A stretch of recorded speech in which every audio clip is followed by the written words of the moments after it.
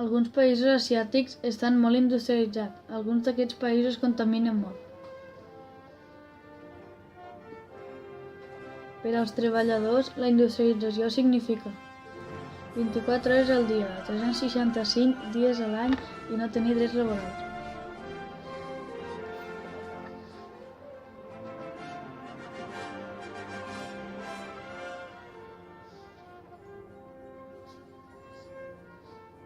Els països europeus estan industrialitzats, però produeixen d'una manera més sostenible. Per als treballadors europeus, la industrialització significa 8 hores dia, vacances igual a tenir drets laborals. Tot i això, els europeus consumeixen productes fabricats a l'Àsia.